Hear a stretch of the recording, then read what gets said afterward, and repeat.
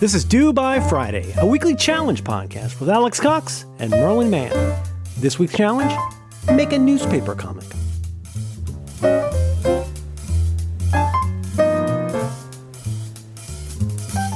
Hey, how are you? I'm fantastic. How are you? Good. Partying. Just partying. Partying. Yeah. What does a party consist of? Just a word. Don't worry. Just okay. I'm sorry. Let's see, you're doing the right. thing again. Where I ask a question and no one thinks I actually care what the answer is, and I deeply care what the answer is, and then I end up thinking about it. Sure, let's for take a the minute next with that. First of all, 12 that's not what I hours. said. First of all, it's not what I said. What I said I didn't say is, you. I said no one. You're not addressing no me, one. You're Alex. I somebody. can't speak You're for the somebody. world. It's not my day to watch it. No, sometimes you don't know what to do, and your mouth starts saying something, and then your brain has to find a reason why you asked that or said that. That's what Two happens. things can be true at once. What do you want to know? What do you want? When I said to you sarcastically, I'm partying, I even dropped the G. What did you imagine that I would? Didn't you imagine that was just the thing I was saying to get the show going? Exactly. And I wondered if there was going to be a longer bit. I was giving you space. Because I always come in with my giving you- prepared bits. Yeah. Forever I'm coming not in with my bits. Syracusa. I'm not going I know you're to not hold Syracusa. you I to can an tell. It's you. outline. I'm not, Okay. the Google Docs fascist. You can go wherever you want. It's a safe space. Okay. Thank you. You're welcome. How are you, Alex? I'm good. Do you have any Adderall today? No, should I? Take the big one. Usually when you get Adderall, you'll get like a bunch of little ones and then a couple big ones. And for when you really need them. I think that's what they do. This is one of those times where I did open my mouth and I didn't know what to say. Okay. I thought, wait, is that real? Because I've never had an Adderall prescription until now. Have you ever been diagnosed as being is an it real? oppositional person? The answer is no. No. No. I'm not oppositional. I'm not. I don't hate it. I don't. No, everything's great here. I am partying. I'm up. Let's see. I've done stuff this morning, which is very good. I did a lot of stuff, and now I like I said in a message to you earlier, I'm excited to visit with you. Have you written anything down? Have I written anything down? Yeah, sometimes you have a prepared statement or a prepared outline or just things you're excited about. Would you like me to have written things down? If you were genuinely excited about them, yes. And if I weren't, should I at least fake it? If you were good at it, but I make a list. I would frequently, be. before I do a podcast with somebody, a recording of an episode, I will make up a list of things whether or not I care about them. Yeah, but You know, is that a list or is it just a page of really good things? question. Yeah, no, then? it's a terrific, well thought out question. I have two pieces of follow up. And Okay. I wrote down some remarks about the challenge, and that's, I think, all I have. Have you written anything down? Just the word carbon. One thing that's not related to the challenge, but Okay. is follow up from another show you've done. Oh, fantastic. which Let's is hear it. Do you want to do your follow up Rectives. first? Yes, I just finished listening. I'm not allowed to do this on Rective, so can I do it in the old school? Oh, God. What was Michael's old show? Not Bionic. What's the other one? But ready? Here we go. You ready? Ready? Here we go. Follow up. Isn't that how didn't they used to have a bit where they would do that? I don't know. That sounds a little bit like Stephen Fry. No, it sounds like Steve Coogan doing Stephen Fry. You Or see Steve Coogan, I in liked the it. Criterion Closet? It's really good. Oh no. Yeah, I like that guy. No, I do too. Have you seen him in Hamlet too? No, Electric Boogaloo. No, I haven't. And I haven't seen the GTA Hamlet that's on Mubi. I haven't seen that yet because I don't really know a lot about GTA.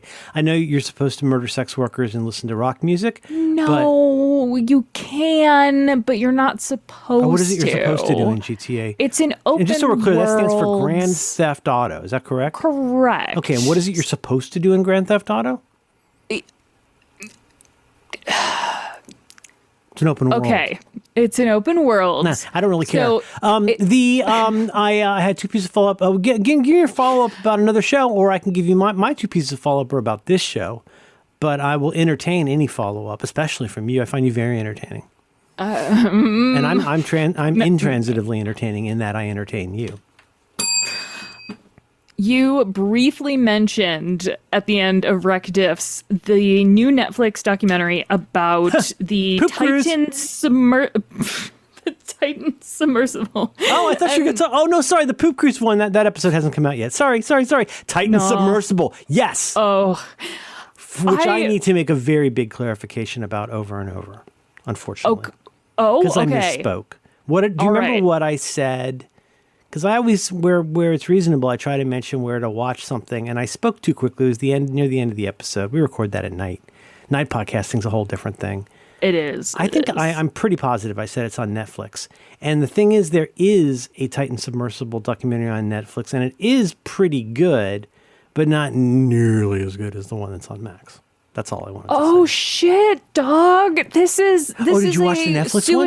Because now when you go to, well, we don't say that, but now when you go and watch the one on Max, you're going to be like, oh my God. And here's why. Because that's the one where part of that, I think the basis for that is it started as I mentioned on the program, there's some kind of a show on Discover. There's some Zaslav program where like this guy goes out and does extreme stuff in extreme places. And, he goes out and like goes to the craziest places in the world.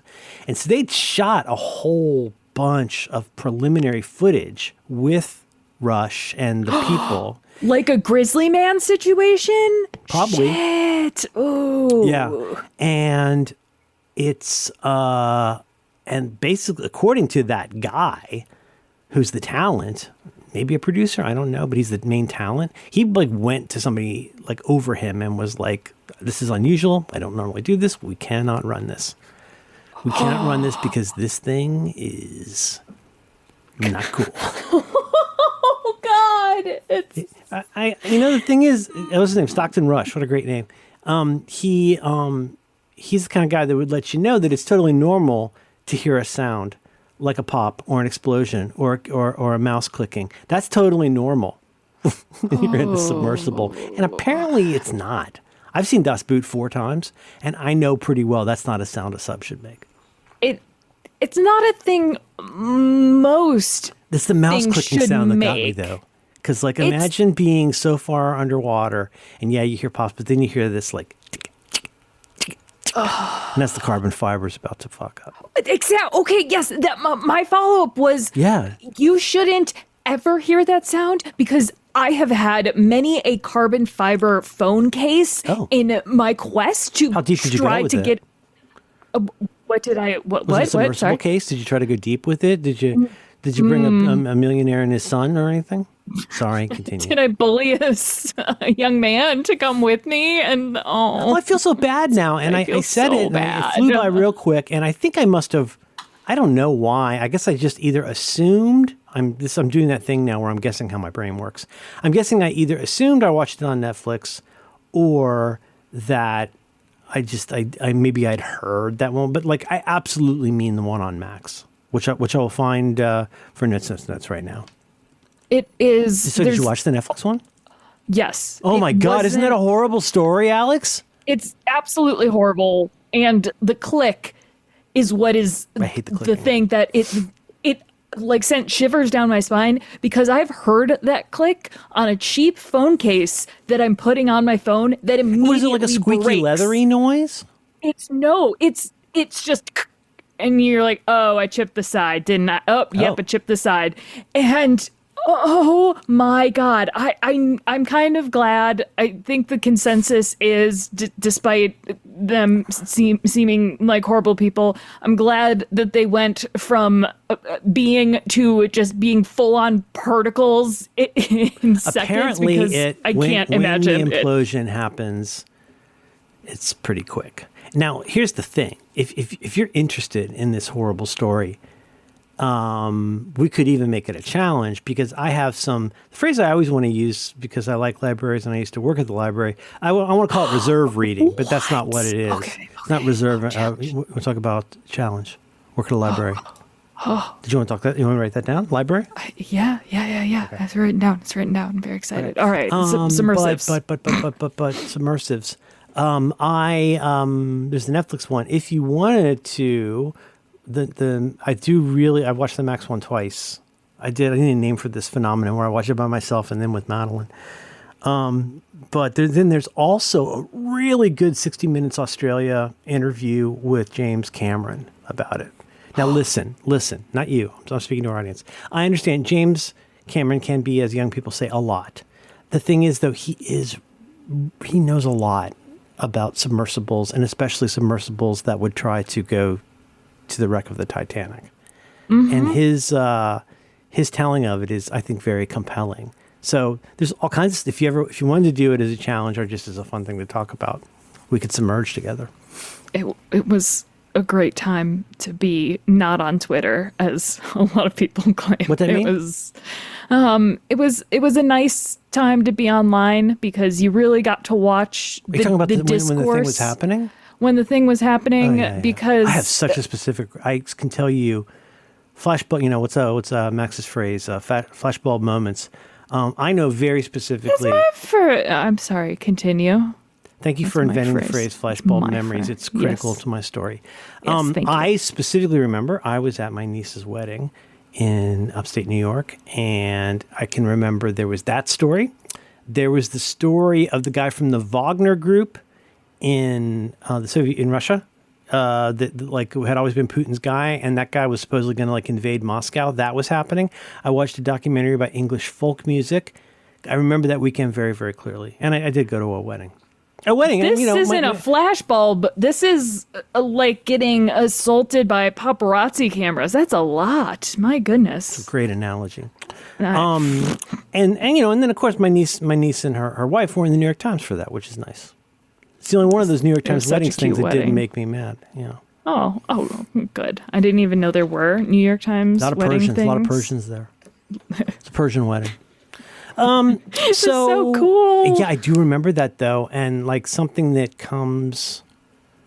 And I guess I didn't realize how much material there was about this tragedy. Because you learn once you watch a YouTube video that then there's 60 more YouTube videos that it wants to show you. But I do. I remember, like probably everybody, the whole oh my gosh, we haven't heard from them in this long. It's been this many hours. How much oxygen do they have? And following all of that so closely. And I guess perhaps at the time, I'm not going to say, but I feel like I heard somebody say this, people who knew about these kinds of things in general and this company in particular were like, yeah, if we haven't heard from them in a while, that's really not promising. My biggest memory is watching the countdown, live streams of the countdown clocks on cable news. Like when the presidential debate is coming, one of those little tickers in the lower right. Yeah. How much air is left on the Titan? Yes. And there were established people online who knew how these things worked, and then eventually the actual Coast Guard was like, yeah, they're definitely dead. And then it was like, all right, how much? Well, I would, if you want to watch the people were taking bets. It was fucking insane. Well, that's horrible. If you want to watch the Discover one, which is on the HBO channel, I would happily watch it. If I'm being honest, probably a fourth time if you wanted to watch it again, because it is the superior one, because it's got that guy. Oh my God, it's got this woman, this poor woman who was kind of, she wasn't exactly a whistleblower. Poor woman. Oh. Oh, that. She is not in the Netflix one. Huh. So they talked to this person, and there was a lot of stuff where this guy got cornered. And the thing is, even if you just watch any footage, I think his name's Stockton Rush, which is a tremendous name. Even any footage you watch of this guy, talking about the submersible, but especially in the submersible, you get the feeling let's just say he doesn't seem to know as much about this as, say, James Cameron does. No. He doesn't seem that knowledgeable about this. What he seems is determined, which, to his credit, he's this Silicon Valley type. He's going to keep pushing through no matter what. But he also seemed to maybe have a little bit of a death wish, as we used to say.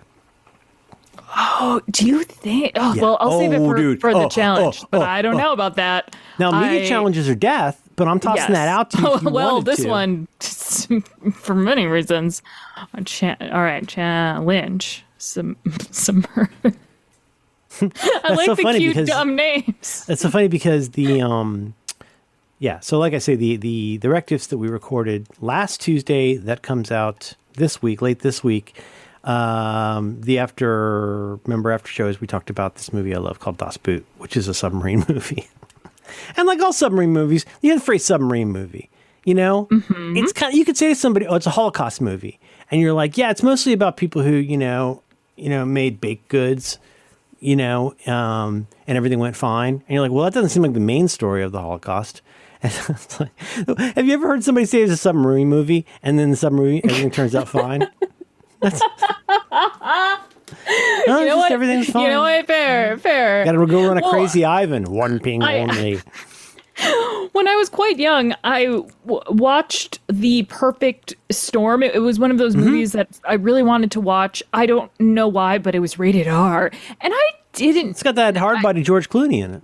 Yeah, and I don't like being in the ocean, but I like the ocean. Like, I would never submerge myself, but I just love the ocean. No, I'm a Marco. Like, I want to be by the ocean. I just don't want to be in it. And I don't know what I expected from The Perfect Storm, but spoilers.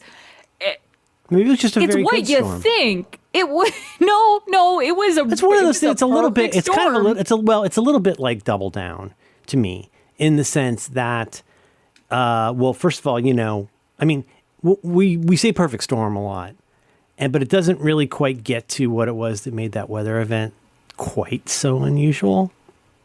When you say like, well, it's one thing to have like an anomalous thing and two other crazy things, but like three completely anomalous things that, oh, by the way, happen to synergize with each other.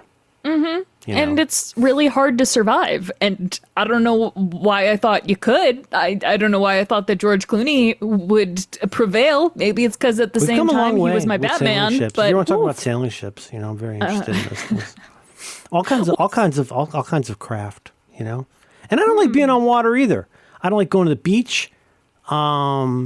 I can like going to the beach. I just don't like being obligated to do things. I don't like being hot, which is really my problem, not someone else's. But I like George Clooney. Don't get me wrong. Man, his wife is cute as hell. Follow up. You have follow up. What? I don't want to think about George Clooney's wife. And you want to talk? Have you? She's a civil rights lawyer. Do you know that? No. She's cute as hell. She's so cute. I literally didn't know that he had a wife until I don't know why he would have a wife. You know what? Fair. This is also like the end of The Perfect Storm. Have you ever given it any thought before this moment? Nope. Yeah. So you're not really obligated to say that. Okay. Here's my follow up. My own person. Here's the thing that just occurred to me. Oh no! See, I don't want to talk about it now. Never mind. Why? Well, because we do all this this shucking and jiving and this bullshit and all this like, at the beginning of the show. Yeah, that's and then I try to made. Oh, George Clooney. And then I try to talk about a serious thing, and I feel like an asshole. It's not serious. It's not serious. Now, all right, it's a serious time. Do you do that in your home? You introduce serious time by ringing a bell repeatedly? Serious time. I think my bell needs to be updated. I could pull out the other one. I got another one here. This is the one I think I stuffed Kleenex in this one because I didn't like the sound of it. Oh, Would you prefer I clap? We do clap. Like, I'd prefer you didn't make any sounds, and would edit the show for me. That's the thing number that one. I can do now. I have a P note and I have a breathing note. I'm going to skip my breathing note because you don't deserve it. I discovered a breathing technique that really works for me. I was curious, have you continued to use your LogP app? Yes, I think I love it. Do you feel like you've gotten better? I mean, I don't need it. In the same way that Chris Fleming would need like a tiny shirt. I don't need it, but like I like doing it. I like hitting it, and like I've said since the first time we talked about this, I also just like the presence of mind bump that it gives me to remember something. Mm-hmm. Anyway, the 1.5 part question is, are you still using it? And in so doing, have you gotten better at remembering to log it? And then I guess tertiarily, I don't really care, but you could talk about whether it's helping you drink more water. I don't actually care. But I'm just curious from the presence of mind standpoint, are you still using it? And have you started to see, I'm leading you heavily. If you are getting better at it, are you starting to notice any different patterns? Talk about whatever you want.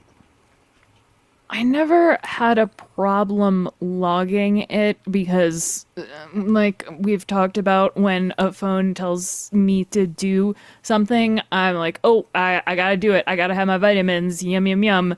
And what's been happening isn't like me saying. But you only get a reminder if you've forgotten, right?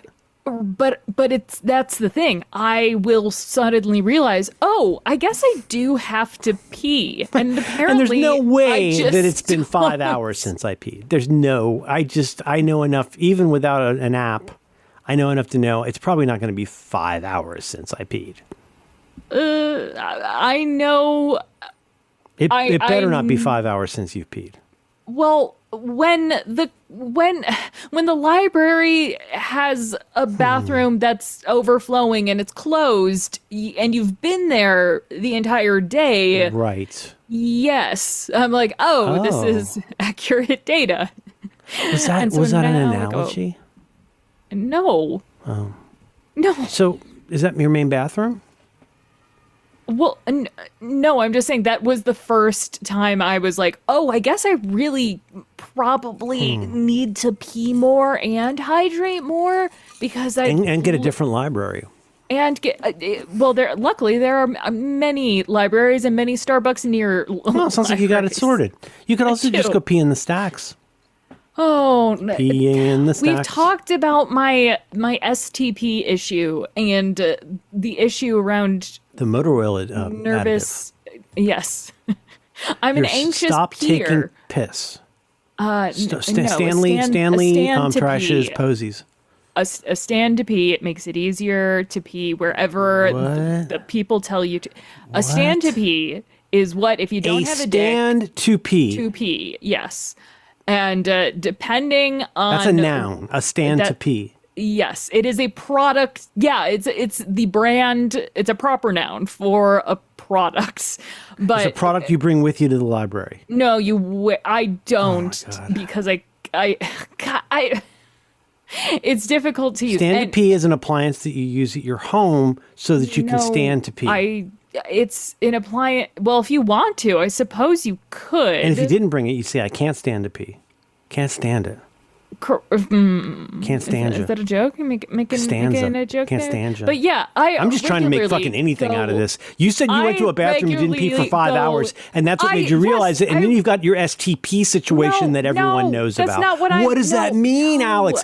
Do you ever listen to what you say?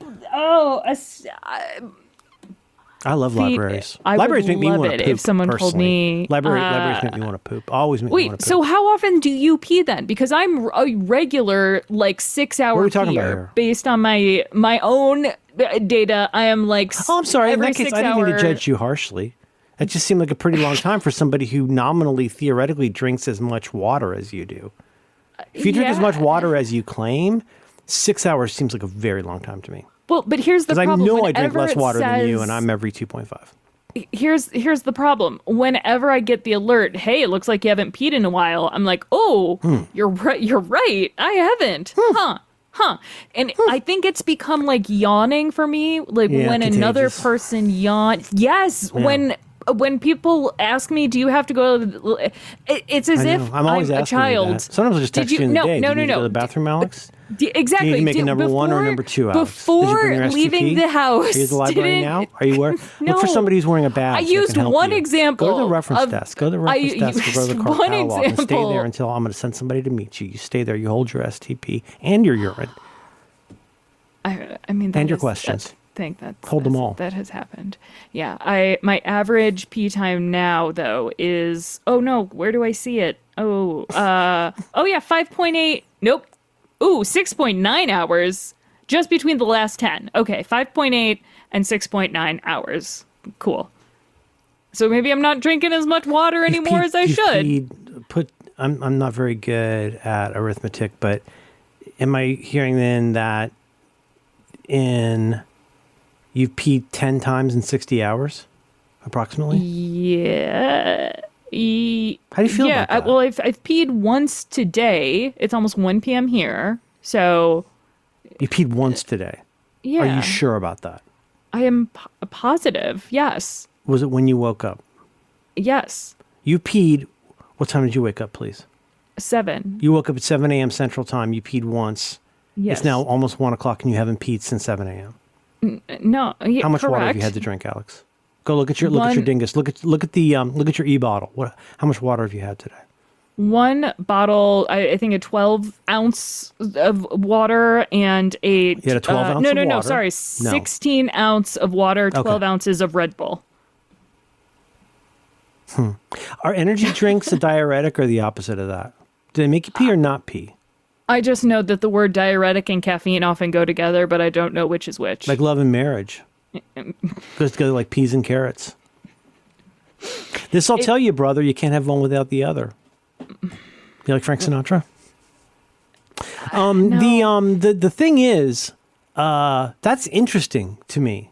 Because I guess in my head, because you're so, one doesn't say manic, dedicated about your tracking, having water and tracking it, I guess A, I assumed you'd have more water by then, but B, am I judging you? I don't really care, but I feel like I might be judging you. You haven't peed in 5, 6, 7, 5, and 1 is 6.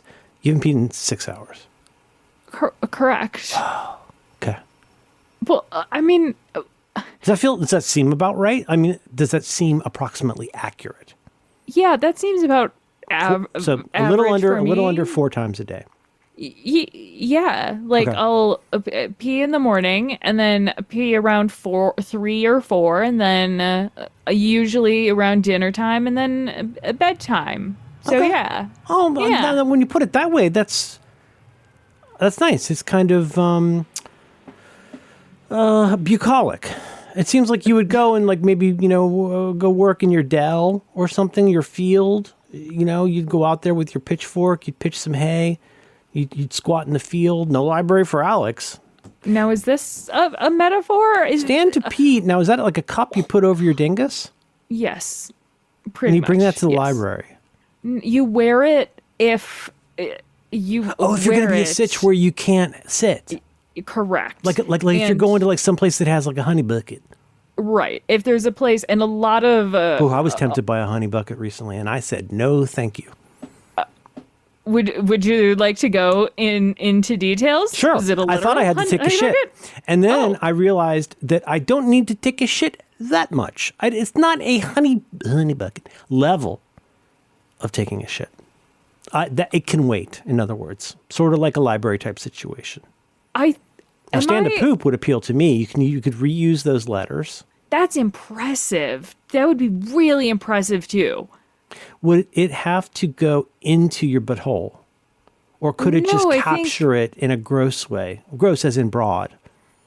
Not gross Well- as in, not bad meaning bad, but bad meaning good. Or would you wear some kind of a prosthetic pant that captures it? I think STP. it's a mix because, well, I mean, Mm-hmm. what are those medical? Oh, bedpans. Like, I think it would be a hybrid of a bedpan. It's sort of like a bespoke wearable bedpan. Yeah, and you make it out of carbon fiber, so nothing will happen if you sit on it. It'll be So fine. You it's won't hear good. the. It's good for. Engineers have discussed this. That this is the thing about carbon fiber. It's good for one kind of compression, and not good for another kind of compression. Exactly. That's where he got you. I would want. That's how they get me.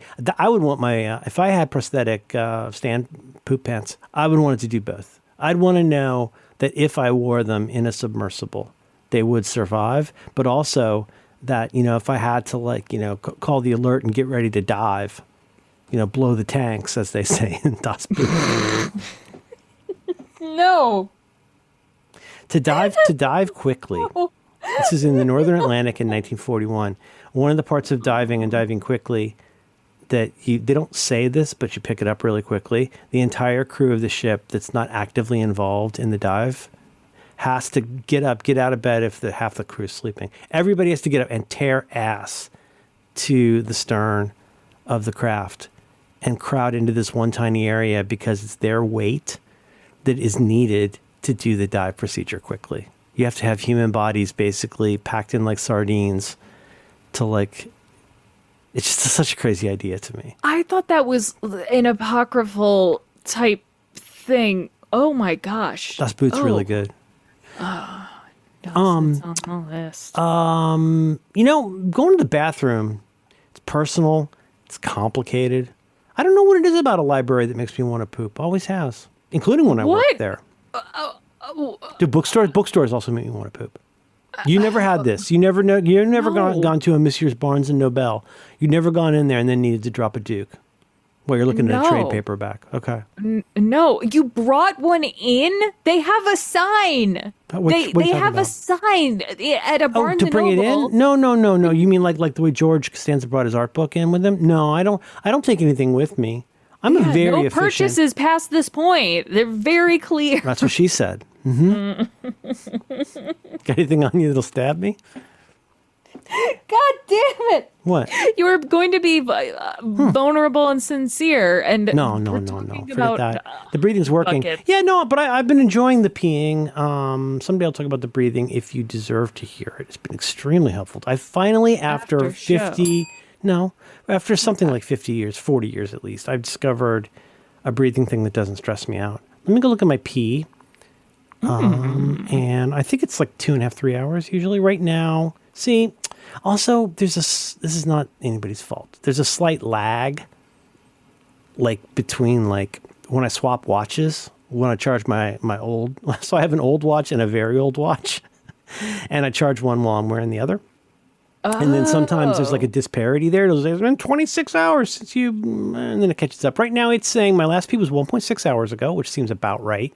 And it's saying out of my last 10 at 4.2, although I'm not sure. Past week, yeah, but I mean, I think it's one of those things where like over time, you start to see a pattern. And as you know, as you'll appreciate this, as somebody who logs things, where like I can tell sometimes if there's a thing I usually log and there's an anomaly, I can sometimes tell like, oh, I must have forgotten to like log that one because it's exactly the halfway point between two other ones. You know what I mean?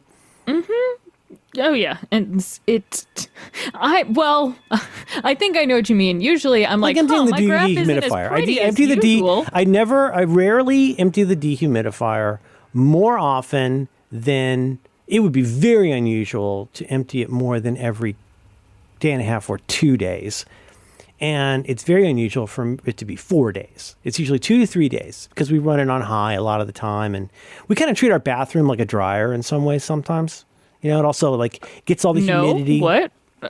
Well, if you got towels hanging in your bathroom, you want them to dry. That exhaust fan's not doing fucking shit. So our dehumidifier's in the bathroom. Oh, because that's where all the humidity is. Very sensible. I don't really have a good point here. But you know, if you are a logger, one who logs, even if you're just standing to poop, however you log, and wherever you are, and what kinds of books are there, and whether you're allowed to bring them in with you, that's not my concern. But you can sometimes like note like, oh, okay, it's pretty clear that I just forgot to put one in there. You know what I mean? Like, and I guess the obvious example would be people who log their food. And if you are pretty good at 90% of the time logging what you had for lunch, and you go and look back and see a day where you didn't have any lunch, you could know that's probably because you forgot to log it, not because you forgot to eat, right? That's kind of what I'm saying. Which is why I like the P thing. What is it called? P. I think it's the letter P, Alex. I don't have I have the big icons on my phone, so I don't know what any apps are called anymore. That doesn't change the name. It's called P. The name had changed. It was a whole thing on TikTok that, and it blew. On TikTok, the app was on TikTok. I was showing it to somebody, and it's much less important than the peeing situation. But there are a lot of things I track that I can see. No, you don't.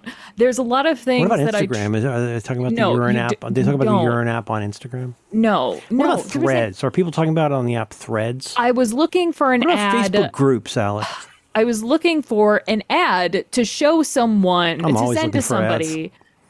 for the P app and be like, here, look at this. And then that's how I found the name change. But the P app has made me realize kind of like when I track the Roomba. I know when the Roomba hasn't gone off enough because there's just cat floof happening. But before, I'd get a headache and I'd get a little cranky and my mouth would be dry. Get a headache because the Roomba hadn't run enough? No, but with not drinking enough water, like I would ignore, a lot of my notifications because when I said that I listened to my phone, that was a lie. But then when the P thing pops up, I'm like, oh, okay, this is a consequence of not logging water. Does that make sense of like, yes. Oh, if I have not peed in 8 hours? Absolutely. Makes sense. Yes. Yeah. Which is the thing that happened. It was so yellow. It looked like uranium. I thought the FBI was going to come. It was very upsetting. Like it gets a little brown. Ugh. All right. Should we do the I don't think it's supposed to be brown. It wasn't sure it wasn't quite poop? brown. Were you standing at the time? I didn't take Were you a in a picture. library? How'd you look I down? didn't. Oh Was there my any God. solid matter in it? Like corn? Ooh, oh God. I don't. Do you have corn in your pee now? Oh, I don't know. I'm not currently observing it or peeing, and I can check later. That's fair. That is fair. Ooh, that would hurt. Oh. Oh, you mean like passing a stone? I still don't know how a cloaca works, so now I'm empathizing with the birds, and because I wanted to ask, One hole, no waiting. do you track how often you change your bird feeder, like the both the feed and whatever little pellets you got going on? No. If you're curious, and you're probably not.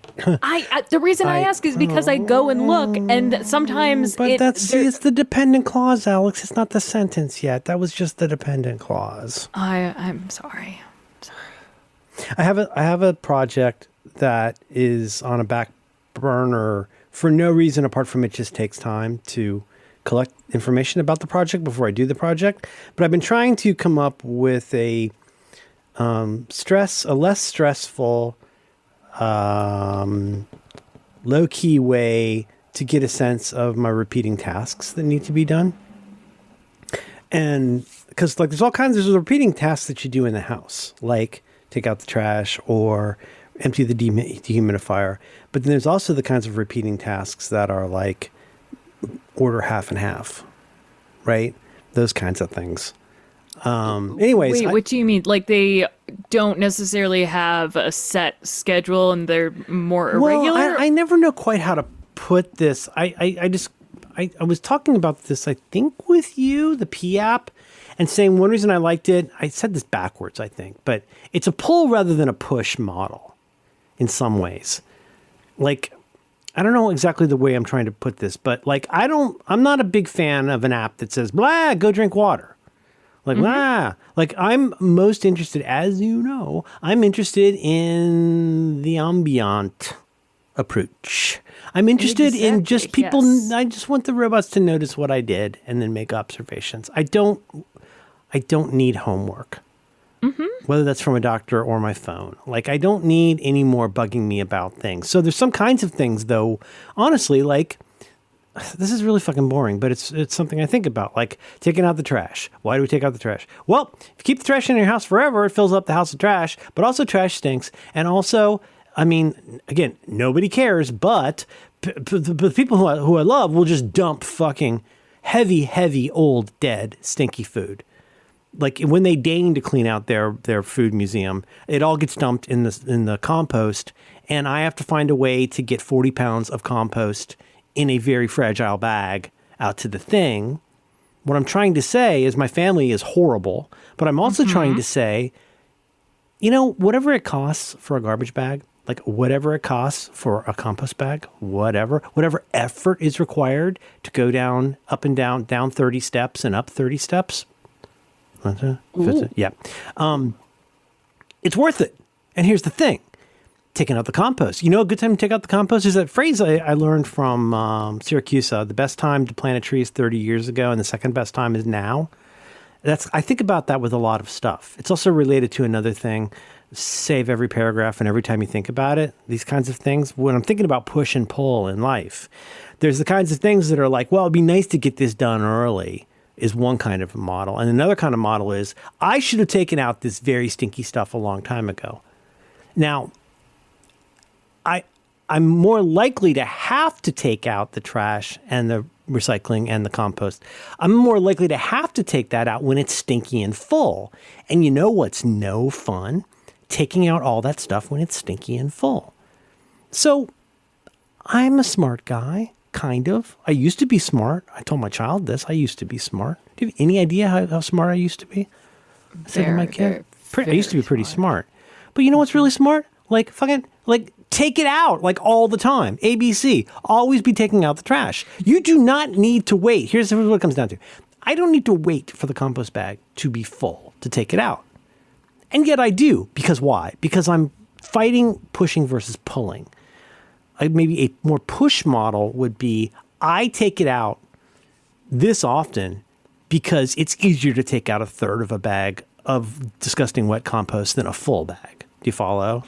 Mm-hmm. But then I get pulled into it because it's got to go out and it's gross and the house smells and people are saying things.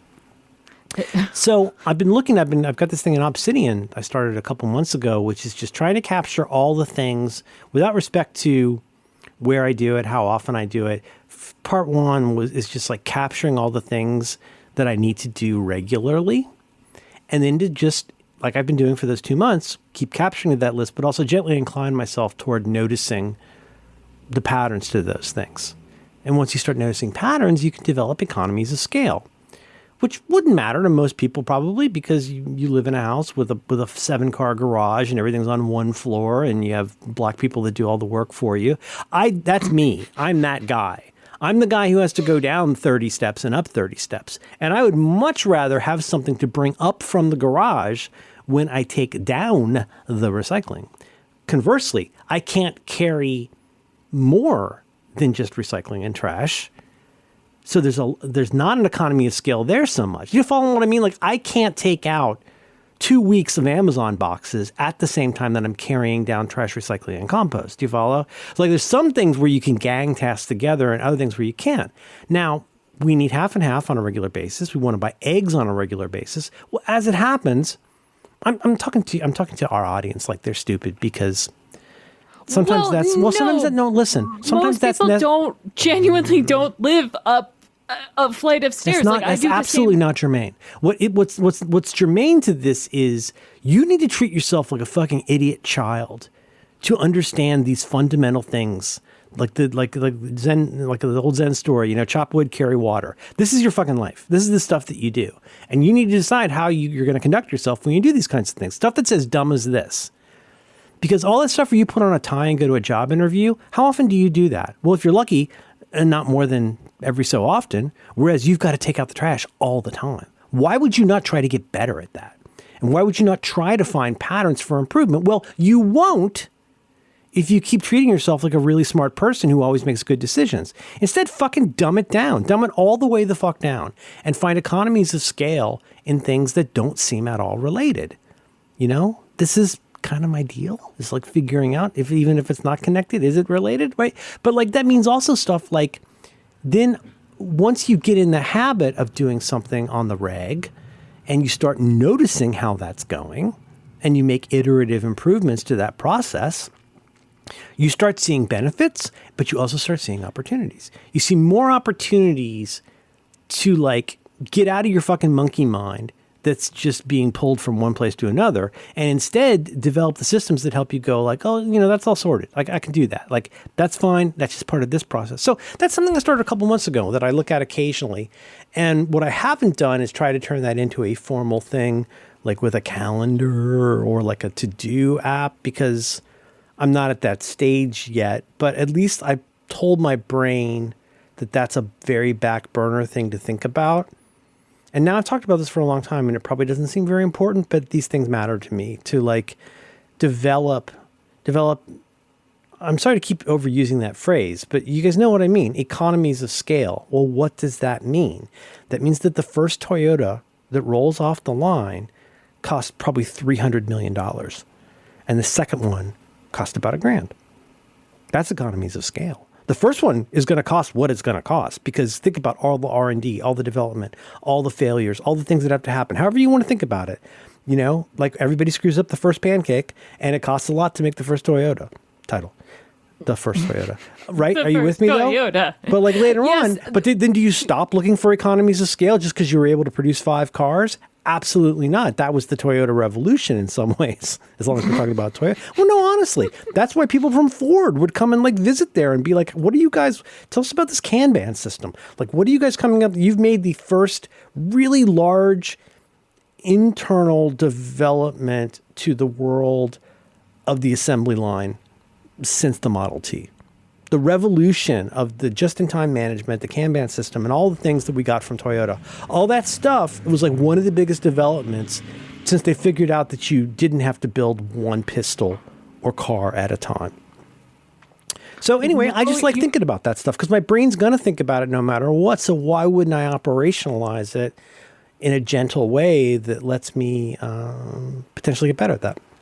I know that it's mostly a bit when you talk about my tracking stuff, but I feel like I have a great example for this, which is when I started using this app Chronicling to track whenever I took a medication, and whenever like that included things like ibuprofen, and then I would also be like track whenever I had a headache, and then just feed all of that into a dingus, and it would be like, oh, you really seem to have more headaches when you don't drink enough water. And I'm like, oh, but I am drinking enough water. And oh, wait, then it turns out that's also the time I'm getting my period, so I'm going to drink more liquid IV and have Midol instead. But then I added other stuff to like I can't really get a haircut on a recurring task, because usually it's like every 20 days because my hair grows really, really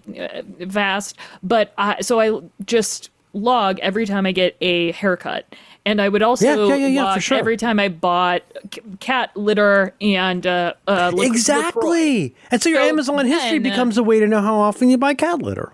Well, and then it also becomes, okay, if I'm getting a haircut, I know that when I come home, I'm going to want to take a shower because, surprise, Supercuts isn't great at getting the hair off. And I know that I'm going to also go up and down a bunch of flights of steps because I need to get cat litter and LaCroix. So why don't I just package all of those together? So, I mean, that's kind of now like a group thing of the heavy groceries go with a haircut, because and now I don't. Isn't that interesting though, that once you open your mind toward that, you can find these sort of patterns and opportunities, right?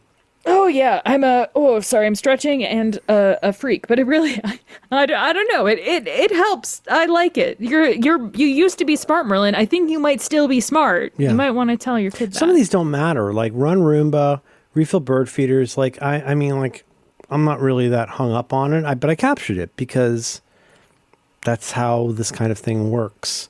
Well, and I didn't think that when I bought cat litter mattered, other than for budgeting. I'm like, oh, it really does. It sucks carrying it up. Might as well put it in with the shower. Well, and I don't know. I feel very self-conscious, verging on defensive, talking about any of this stuff because it's weird to some people, and I feel like it requires an explanation in a way that is incredibly interesting to the handful of people who could be interested in it, and just brain numbingly like, what is wrong with you? Like, why would you do this kind of stuff to people who don't? And I don't know, someday maybe I'll get over that, and maybe I won't have the chicken problem anymore, and I won't feel the need to explain that. But you know, until that happens. But like, okay, so like for example, recharge the kitchen lights. We have 4 of those small rechargeable motion lights, like under. It's just easiest to have them be battery, or you know, not to be electric, right? But those exist like under cabinets, so we can see. You know, it's just, it lights little like task areas, and it's nice at night because you don't get the overhead light. You just get those little lights turn on as needed when you get near them, and they're really great. And it makes. I could just wait for those to die, and then recharge them one at a time. like most simple people do. But it kind of makes more sense to go, well, why don't I grab all 4 of them and charge them all at once, whether they need it or not? And then the next level of that is, well, and I'll make a little note to myself in my version of chronicling, which is datum, that I charged the lights, or that I, like I say, emptied the dehumidifier. None of these are mission critical things. That's not the point. Some of them, now we move into more things that are a little bit more quality of life. We have a Keurig machine that we love and use a lot. And I 3D printed a pretty cool thing the family likes that'll hold 25 of those pods in a way that's really low key and like fits in an area that we have. And it isn't one of those trees or something. It's basically just 5 swim lanes that holds 25 coffee pods. And you can do another one that'll hold pods on the back if you want. But anyhow, I want to refill that. Why? Because everybody feels better when the supply is full. It's nice to go, and I don't drink half and half, but my family does. I don't drink a lot of milk. My family does. And I have no interest in either of those things, except my family uses them, and I love them. So I would love it if when they decided to, or they woke up, maybe let's look at it from this point of view. You wake up in the middle of the night and you're fucking mad because you can't sleep. And if you're like my wife, who's so fucking weird, when she can't sleep, she makes a cup of coffee and then goes back to bed. I don't even bring it up. I don't know why. It's something she does. She knows it's weird, but she does that. Now, if my wife has had trouble sleeping, because it's hard to get good sleep, she wakes up, she goes in there. I would rather, with everything else that she's got on her mind, as a grown-ass woman who can't sleep or isn't sleeping as well as they would like, I can't change that. I would like it if she walked in there and she had a full supply of those little coffee pods as opposed to no coffee pods. What's the only thing worse than no coffee pods in that thing is Dad forgot to order more coffee pods. I'm just saying, like, that sucks. Like, they kind of just expect that that'll be taken care of. And whether or not that's a particularly great thing we've arrived at, that's how it is, and that's my job. I would rather she wake up, A, we fucking got coffee, B, it's in a place where she can get to it, and C, if she's made her coffee, then she can go and there's a bright, beautiful, new half gallon of half and half in there that she can pour right in. As against what? She gets up in the night. She's probably not in a great mood, right? She gets up in the middle of the night. She goes up there. There's no coffee pods in the thing. Oh, Jesus Christ. She's got to go find the coffee pods. Find what coffee pods? Because guess what? Maybe I forgot to order them. Great. Maybe she finally finds some old shitty ones. Maybe it's some Dunkin' Donuts ones. She makes one of those. And then she's ready to have her coffee. There's no half and half. Is that my fault? No, it's not my fault, but it's a problem. It is my problem in the sense that I've made that my thing. So are those things important? They're not. But guess what? That is so much a bigger part of your life than all the bullshit that most of us fuss over all the time. We've never gotten really good at just being a normal adult when we're constantly worrying about all the advanced level stuff that we're disappointed in ourselves about. This is entirely manageable and entirely low stakes. Bringing up toilet paper and paper towels. Remembering to check the stock. I'm looking at my document here. Checking the stock of all the stuff in the house that might need to be refilled. Again, taking out the trash and things like that. Bringing up the trash. Like, I don't know. I think one of that phrase, I first read it, I think in Zen Flesh, Zen Bones, or in one of those books, like chop wood, carry water, right? The most basic Zen idea is like the meditating is important, but really a lot of your life is chopping wood and carrying water. So why don't you do that skillfully? A phrase, I picked up from Buddhism. Are you doing this in a skillful way? And that's what I want to do. I want to be skillful about things, not to impress anybody, but because that's become how I become a better and more interesting person, is making tiny, pointless self-improvements that matter to me. And so that's why I track stuff like this. What? I'm pushing back on the not important. Not important to... Why? Why would you push back on that? Because these are things... What am I supposed to say when you say that? Well, because... you keep talking about these little because I'm ashamed, Alex, because everybody out there walks around acting like being an adult is the easiest thing in the world. I found it to not be the easiest thing in the world. And I have a mind that races, I have to take care of that stuff. And when I explain it to other people, I realize I sound deranged. I do sound deranged. You don't talk to enough autistic and vulnerable, mentally ill people. That's on purpose, Alex. Is it... Talk to, like, Is that something I should be seeking out? I mean, I think that there's a Should I lot of adopt? people who have, I mean, you've got enough podcast co-hosts. There are, when I open the fridge and, Maddie is usually the LaCroix person. And when I see The that LaCroix person, the person who drinks the LaCroix. No, who gets the LaCroix. Gets the LaCroix, but also both. Maddie's also the person that only drinks half of them, right? Correct. So when I see that he has gotten the plain lemon LaCroix that is harder to find because it's very popular since it's the best flavor, I know that it means he probably scheduled a time to go to Target, Jewel, or wherever and know the restock day to make sure that he could get me lemon LaCroix. And it does not always happen, but it happens often enough that it just makes me go like, I know. And Isn't there are that certain I always things try to that, make a point of noticing and saying something about that person. right. Yeah.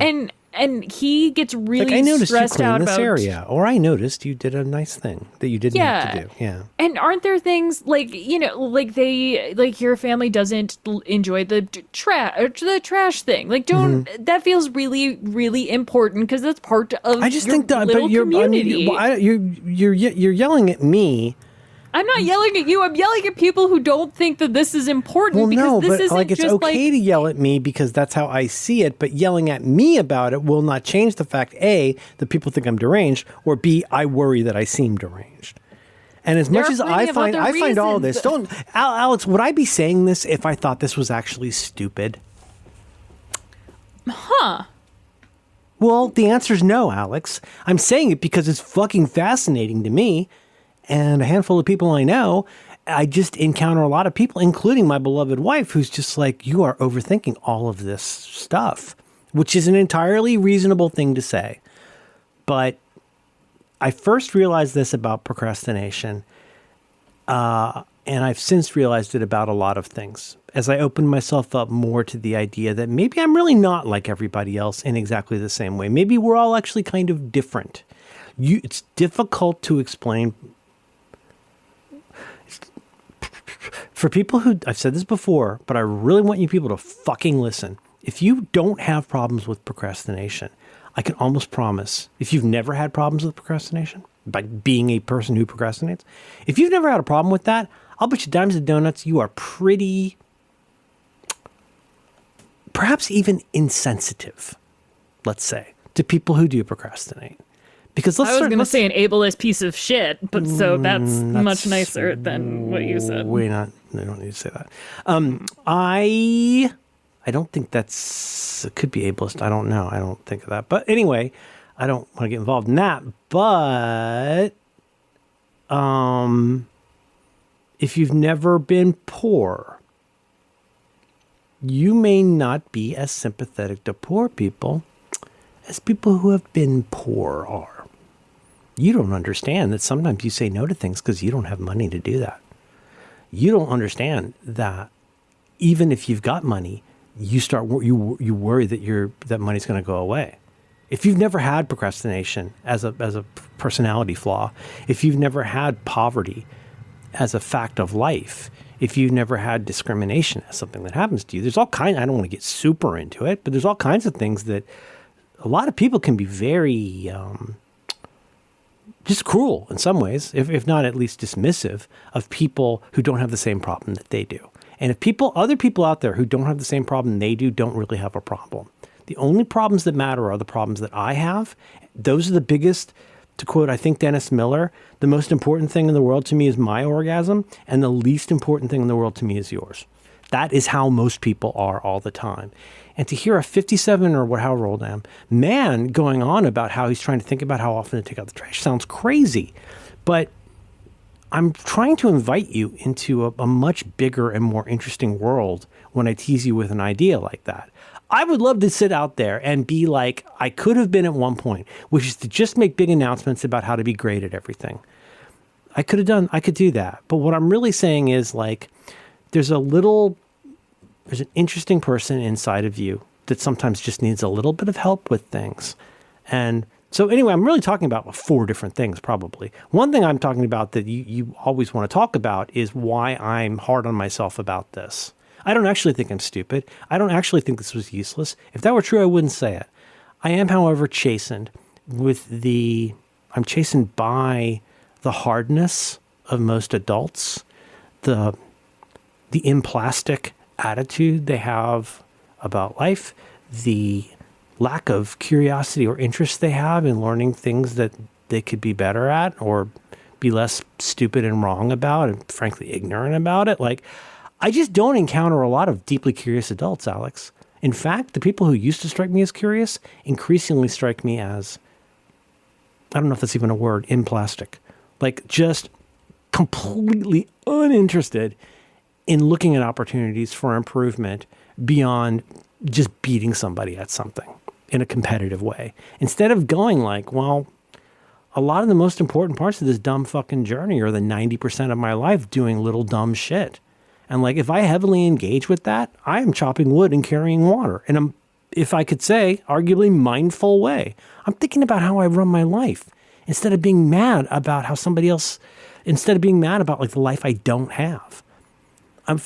Seems like I'm trying to over optimize. That's not really it. It's more that I'm trying to, I want to get better at what I do, and I want to become a better person as I do that. And I do that in some ways that are more interesting than others. But if all we ever talk about is our victories and the things that we think we're great at and why everybody else is stupid and hurts us, there's plenty of that out there. I'm just here to be a big, unprotected, bottom-dwelling sea creature with absolutely no spines or armor who's prepared to just have the slings and arrows bounce off me. And I fucking hate it, but I don't know what else I could do right now other than try to be candid about tiny ways I would like to be a better me. And I'm ashamed about it because I'm ashamed in the sense that like, well, I guess I'm the only one who's thinking about this, or B, like, what the fuck? How is anybody happy with their life, with the way they're acting? How can you just walk around all day being so sure about everything and being so right about everything and needing everybody to see like all the phrase I've said before? It's not just middle-aged men, although largely middle-aged men. Everybody in America wants to constantly be congratulated about their excellent decisions. And I'm fucking sick of it. I'm not interested in that stuff. I don't want to go like, oh yeah, well, I guess it's a really good idea that I don't use FedEx anymore because they screwed up something once in 1982. I don't find that incredibly interesting. I don't find like, well, I found a way to turn my degree into a way to, growth hack. I'm not interested in that kind of stuff. I'm interested in like just the fucking little down in the weeds stuff. Because if you pay attention to chopping wood and carrying water, you can't help but be less of a dick about other things. I think the reason I yell is because when you talk about that vulnerability and you keep talking about it like it is a weakness, and I know that that's you just need to project, not you, but most people just need to project that as like a freaky weird weakness onto other people as well. But those really boring, uninteresting people, I have to believe most of them feel the same way because no one is that, not no one, but people aren't that flat. They just don't want to go belly up and be like, look it, I'm Sure. a cute little anemone. That's not the right sea creature, but it's much easier. Did I send you that sea creature video? Yes, it's Did you watch that it? and the Well, there's the one with the microbes. microbes. Let's set that one's amazing too. But did I send you the one with that weird worm that hangs out under the Yes, ground? I didn't like it. I sent it to Roderick too. What about that? What about it's- that long snake thing that hides in a hole? Did you see that? No, Did you see the crab with chicken legs that walks sideways? No, I'm back in my incredibly Corvid. upsetting. I'm back in my Corvid era. All of these things that are supposedly unimportant, it's because people think they need to seem more important. Otherwise, it's like, oh, what's the point of life? And if I don't know, a lot of folks don't think that chopping water, ooh, that's fun. Cut it. Thank you. Like God, I don't know. I get so fucking happy when maybe I am chicken probleming, and maybe this is in another queer thing, but like, just, I don't know, the fact that I get to come home and sometimes my spouse has made me the food with like extra crispy normal bread to make the right toast, and doesn't it feel so good to be emotionally so available to wonderful. Well, but like, no, there's just a slightly larger point that I'm agreeing with you, but doesn't it feel nice to have that happen and then be there for it? Yeah, and I use that example because I totally agree with you. I feel about, or it's something I think that is easier to relate to than the things that I am more passionate about. Most people in my circle, which is a lot of computer things, but not the kind of computer things that you're supposed to like and that are okay to like because they don't waste bottles of water. And when I make something with a new piece of software that it makes me feel joy, and I can share that joy with someone else. It's so wonderful. It makes me so happy. And I suppose that I don't know, maybe just that joy has superseded the amount of shame that I still feel an incredible amount of shame constantly for using AI. It's ridiculous how ashamed I am. It is silly. I know it's weird. Literally, my psychiatrist and I talked about how weird it is. I don't actually feel shame about it, but I feel like I'm supposed to feel shame. It's weird. Well, I'm trying to. This might be different, or it might just be a subtle distinction. Is that like all this shit that I'm saying, where you're yelling at me about how I'm being hard on myself? Well, I'm not actually hard on myself. I think I'm fucking great at this, and I'm trying to reach somebody who could hear this the same way. There's been so many times in my life when I could hear it. It's my entire career is trying to say something to somebody who could appreciate hearing this right now. Like so many of the things, like the Wisdom Project, right? What's the point of the Wisdom Project? Is it that Merlin's smart? No. If you're paying attention, the point of the Wisdom Project is this is all shit I had to learn. I'm purging myself. I'm just popping this huge existential pimple with all the pus of learning. I don't. You ever had the pus of learning? Pus of learning. It's like a bag of holding. Vacuole. You know, they keep their food in a vacuole. No. Don't you hate it when they explode, the microbes? Oh, God. I said to Roderick, and I said, this is about microbes and the concept of death. It's really about the concept of death. Ultimately. I know. It was 45, a very good 45 minutes about microbes and death. Yeah. Those undersea creature ones. And now I'm on to some other ones. Now that I've gotten into the Kia, I'm learning about other really smart birds, which is... Oh, the Kia is a game changer. The Kia, have you seen the thing where the Kia figures out how to get like a nut out of a box? Have you seen that? With the plexiglass? It figures out like 4 different ways to, using extremely abstract thinking, to like be able to like get a piece of food out of a box. It's think about it bananas. All the time. Well, when it finally, though, because there's the one where it's like, oh, it just tips it over and it falls out. Another one where it's like, oh no, it's figured out that there are several different lengths of dowel that we know as the people watching on TV. Those dowels will fit in. Some of them will fit into a hole, and some of them won't. Some of them will be long enough to reach where the nut is, others won't. This bird, who doesn't know fuck all about plexiglass boxes, tries the different rods until it finds one that it thinks will fit. It's so awesome. And it's like, and it uses its combination of its beak and its claws. And you're like, wait a minute. So just so I understand, this bird has never seen this setup, these dowels, this bird has never seen this. Because I couldn't do that. I would be like Charlie, trying to hit the rat in the maze. But I want the cheese. Can you not see through the plexiglass? But I want that one. I want that cheese. Armitage Shanks. I love that episode so much. When he steps out of the wheelchair with the cane. Flowers for Charlie. And then he's there with Jin Yang, and he learns he's not actually speaking Mandarin. Oh my god. Now I'm thinking about a follow-up for ATP. Marco kept saying, or no, I think it was Syracuse. I kept saying the implication, and I couldn't stop. Man, there's so many jokes they the leave on the implication. table on that show. Drives me The crazy. implication.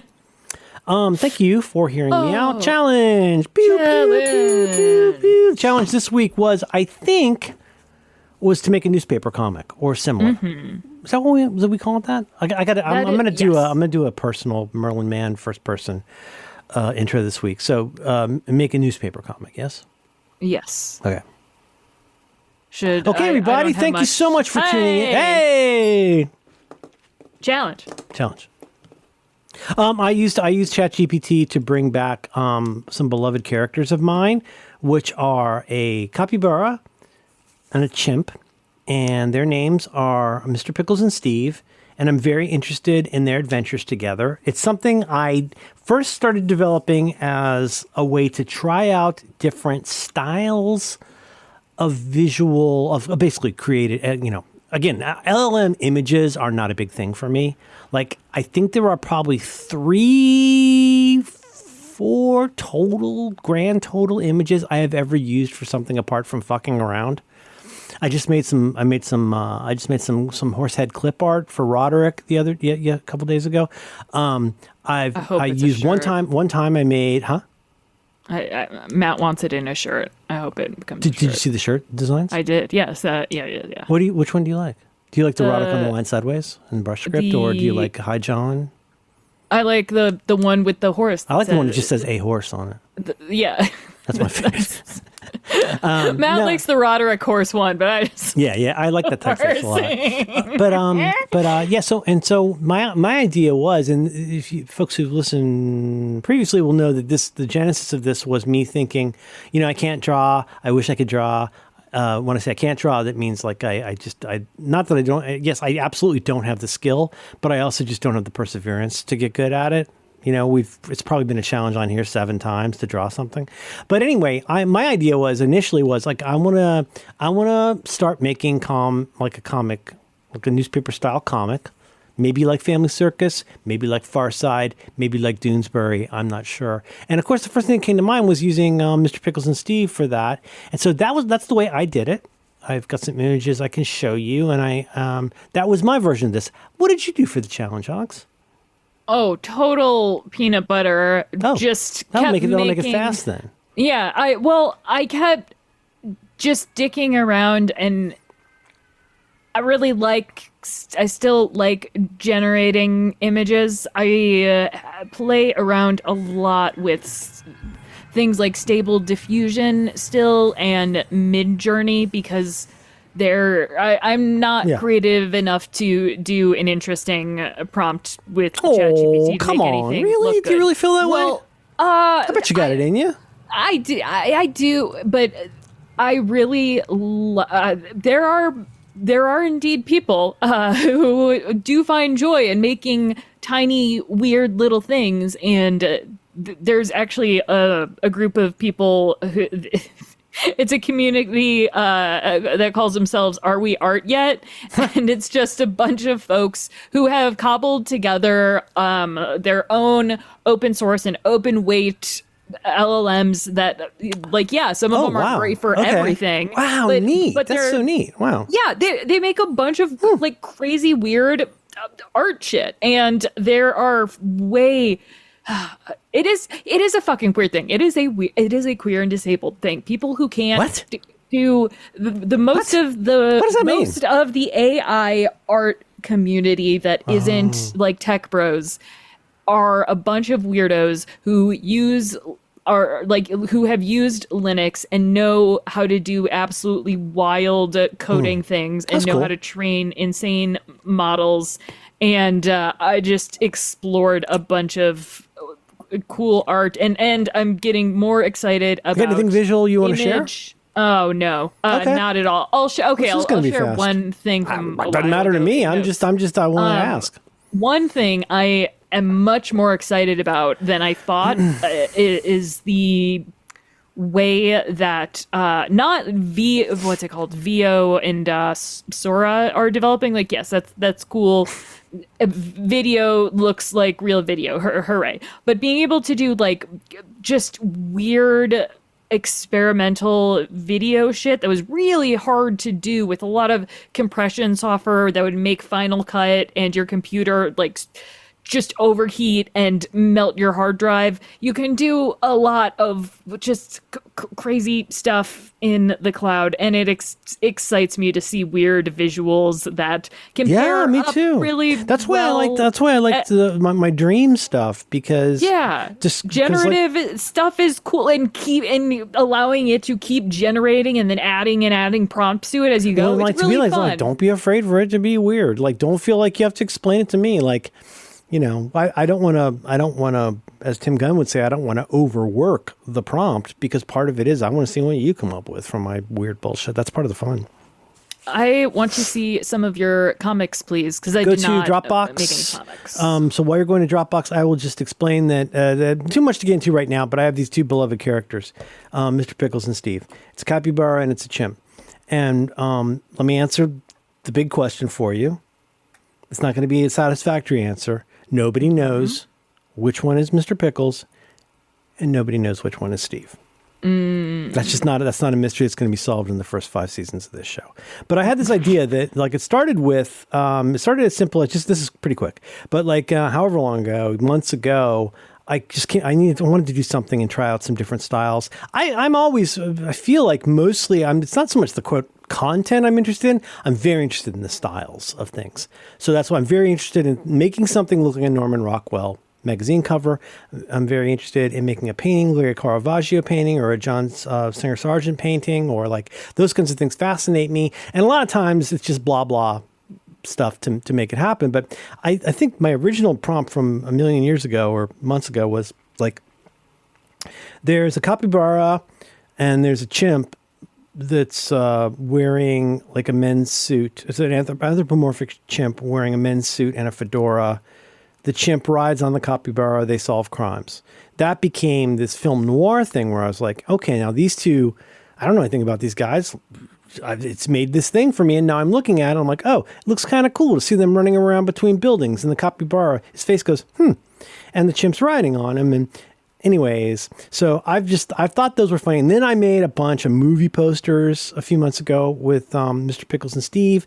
I made some new the 1940 ones are good. I know. They're so cute. So anyway, and then I've done other stuff. And then for this challenge, I came back, and the no-brainer for me was Mr. Pickles and Steve in this cartoon thing.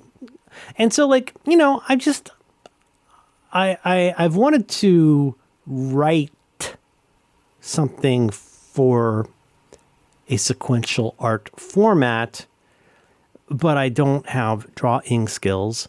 And I mean, I haven't written for that kind of stuff before, let alone obviously drawn that kind of thing. So I thought that it would be fun to like go into this area that I'm very interested in, but I'm not good at, or like I don't know how to do.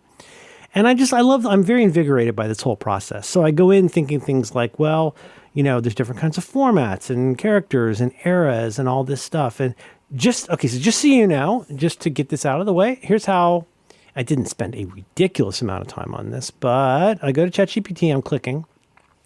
So this one started with, I have a new thread, by the way, called ChatGPT Edicts and Demands. And it's the thread where I tell it all the things I want it to do. This started, and I would like to just, you know, congratulate myself that I did this challenge. I fucking buried the needle on this challenge before I'd even put up the after show last week. Oh, I'd taken a little break. I'd taken a little break. You posted already an amazing photo. It was bravo. Although now I'm seeing 2 of these images that are very emotionally upsetting. So what I said was, I started a thread. I said, what are some, because another one of my ideas was like, I want this to generate crazy ideas, crazy situations, if you like random stuff. And then that, again, I consider it a kind of collaboration, but but I was also thinking, then wouldn't it be funny / ironic / a good story if I started doing this stuff with ChatGPT, but then was able to draw it myself? And so my very, very first thought before I even got to Pickles and Steve was Mr. Pickles. Sorry, Mr. Pickles is my father. It's okay. What are some cute cartoon animals that are easy to draw? and it suggested a few. And then, but then if you go to, these are not in any particular order. If you go to the one that starts with 513, 51B, 3E, the turtle, that is, I said, make me a bipedal turtle in 1920s comic panel style. That was the first thing that it made. And I was pretty satisfied with that. I thought, oh, that's pretty cute. And then I said, a capybara and a chimp in a business suit and fedora are sitting at a table. This became kind of the basis for all of these. I said, a capybara and a chimp in a business suit and fedora are sitting at a table in a Paris cafe, same cute style as the turtle. And that's where we get the next one sequentially of them at the where it says cafe on the sign and the Eiffel Tower in the background. Yes, the same sepia, or yes, brown background. Yeah. Brown. Everything's getting brown. Well, I looked at this and I was just like, no, I know what you mean. No, but did you? I had the DCP on my horse. It looks good though. It does look like This looks like exactly what I wanted. Yes. Mostly. And so now I'm already like, okay, well, I could definitely use this for the kind of shit that I want. And, it's come a long way to where you can say stuff like, it's so difficult to send these threads, but where I could say things like, okay, this time have the capybara saying it instead of the chimp or whatever.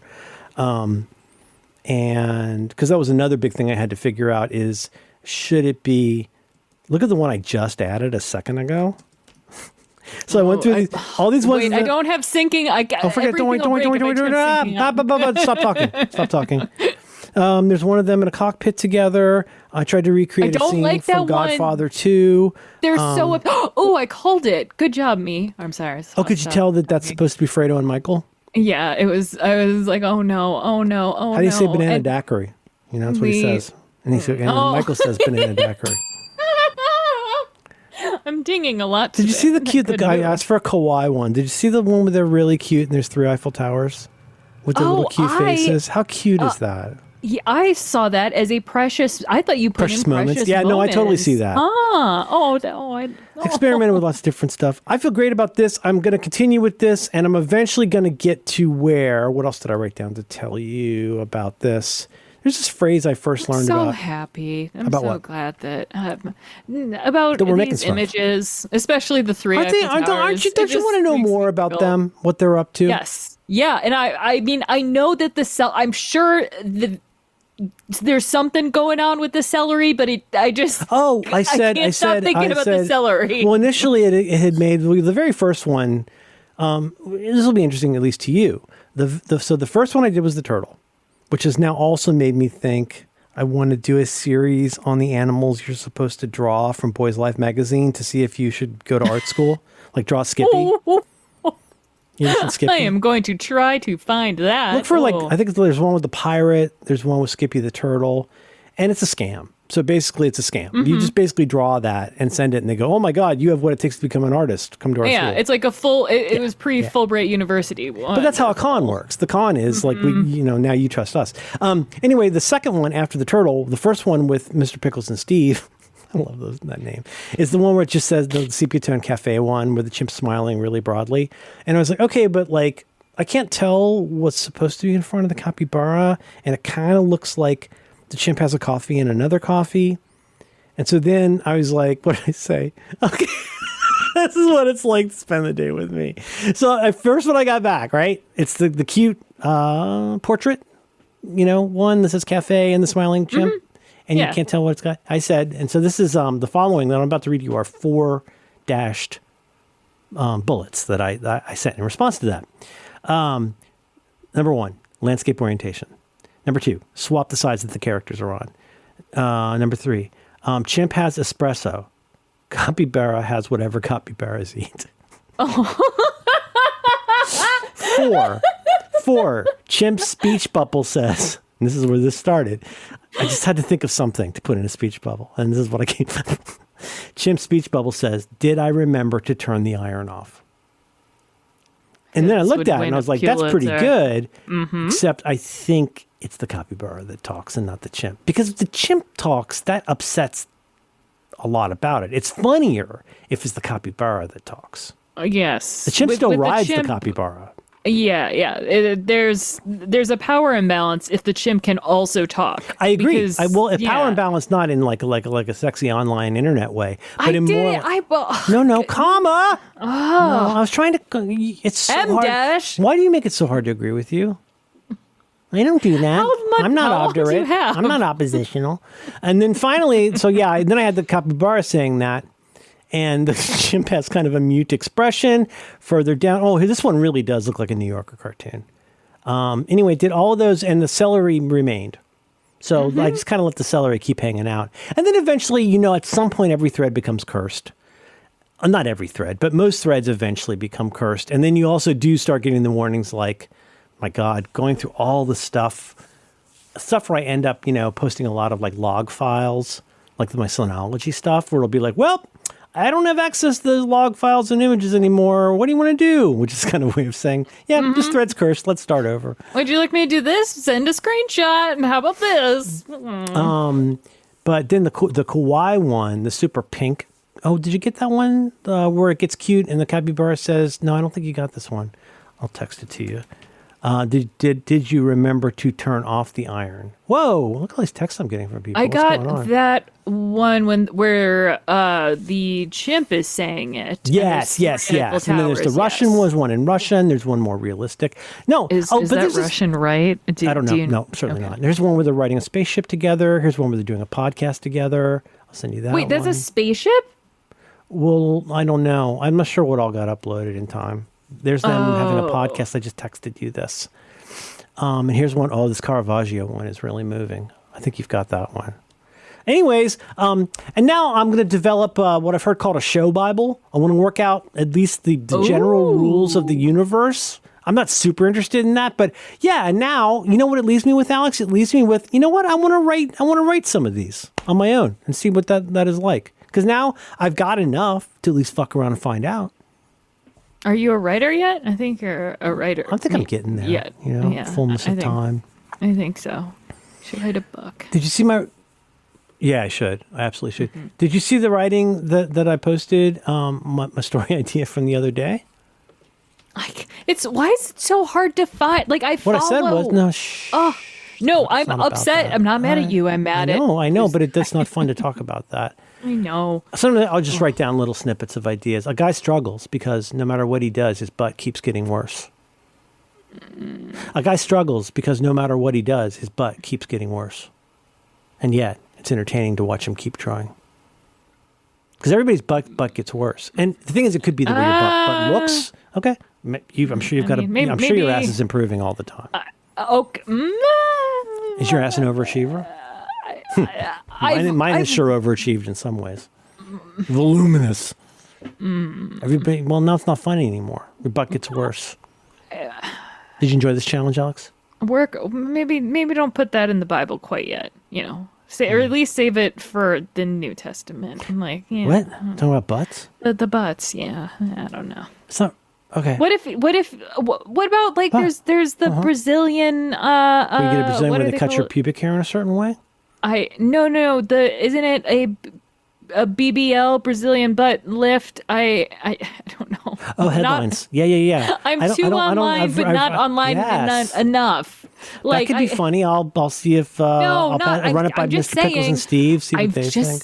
I bet that the capybara, the way that I feel like calling one of them Steve and calling one of them Mr. Yeah, initially Pickles, I thought Steve was the wrong. capybara and Mr. Pickles. Yes, but does it change in your mind? It's very weird. Well, I like the idea of not knowing, and I think it's going to be an interesting thing that gets people very involved in the franchise. When this franchise that is so huge, we've covered space travel, we've gone back in time. We're enjoying stuff at a cafe. We're asking questions about irons, but the most basic question you have a crossover. I don't know about that. It's a huge IP, but the problem is you go to Target and you're like, I want a capybara doll, and you don't know. Do you ask for Mr. Pickles? Do you ask for Steve? Well, Target doesn't know either. I mean, that's part of it. Then you need to buy both because maybe they always come in a pack of two. No, you're missing out on profits there. Are you kidding? No. That's like putting Glinda separately. And Elphaba in the same... Exactly. Capybara sold separately. It's not funny.